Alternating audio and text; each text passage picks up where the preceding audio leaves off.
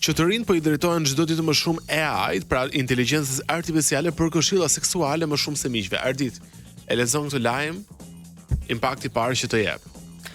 Impakti i parë është, unë kam gjithmonë tendencën të jenë që pozitiv me çdo gjë. Po.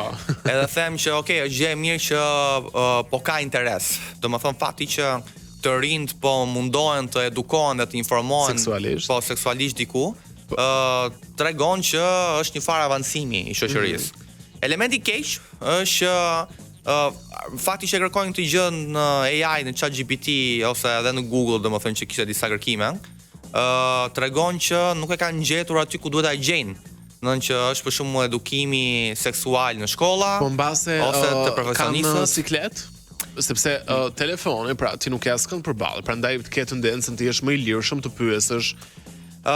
Logjikisht po, domethënë që mund t'i thua ChatGPT-s gjëra që po t'ia thoja dikujt tjetër do gjykonte. Po pra, dhe ndjej një farë ambienti të sigurt. Për shembull, një mashkull që nuk ka kryer marrëdhënie intime ende, besoj që më komfort ndihet me ChatGPT se sa t'ia thotë shokëve të tij, të cilët mund ta tallin që je shumë vonë ose ku ta diun. Dgjoj, unë do e konsideroja një hap të parë të mirë, sepse normalisht është shumë unë kam gjetur disa statistika, po t'i tregoj më vonë, domethënë që dhe kur ti kërkoje në Google në Shqipëri për fjalë edukat seksuale, nuk kisha asgjë, domethënë ishte më tepër terma që lidheshin me porno. Dhe ideja është nëse sa bukur, se ky konkurrenti Big Brother, e dëgjove çfarë tha? Jo, më ka shpëtuar. Vëllai i madh thotë gjëja e fundit që do kërkojë në Google para se të futet dhe ky tha porno. Po. Nuk e tha kategorinë, po. Shumë guxim që ka thënë dhe aq sa ka thënë, po.